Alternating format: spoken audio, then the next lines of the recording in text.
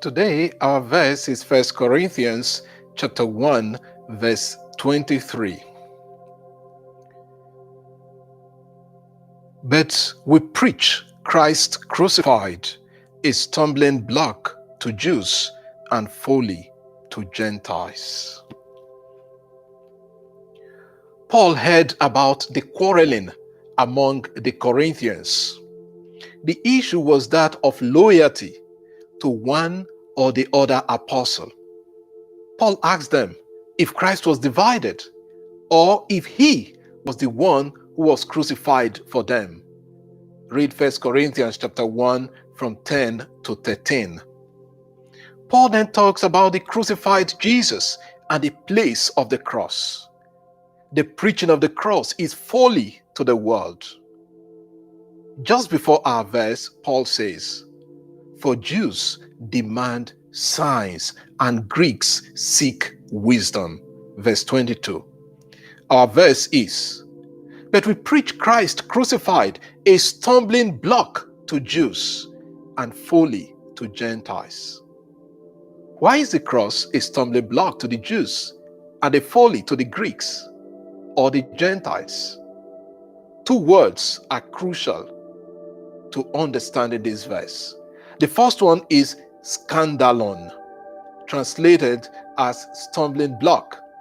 In the strict sense, it means a trap, something that impedes movement. But figuratively, it could mean enticement to sin or apostasy, temptation or offense. In the Old Testament, the Jews knew a passage that condemns the one who hangs on the tree. God curses such a person. Deuteronomy chapter 21, verse 23. St. Paul refers to this passage in Galatians chapter 3, verse 13. Christ redeemed us from the curse of the law by becoming a curse for us. For it is written, "Cursed is everyone who hanged on a tree."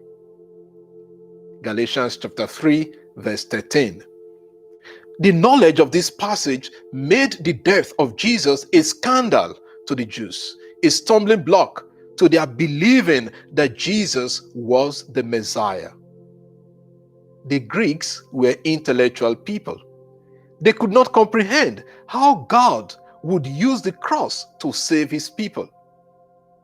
St. Paul goes on to say that the foolishness of God is wiser than human wisdom.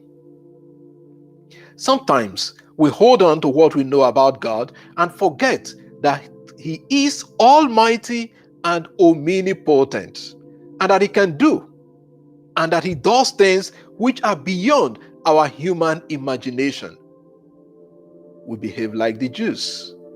When we trust our intelligence so much and explain everything purely based on reason, we fall into the trap of the Greeks.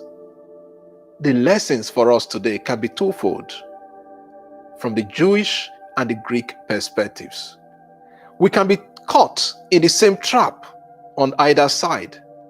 Can we talk about or preach about the cross of Jesus today? Prosperity Gospel says, we identify only with a one-sided mystery of Christ, the resurrection. I don't want to hear about suffering, but I want to participate in the resurrection.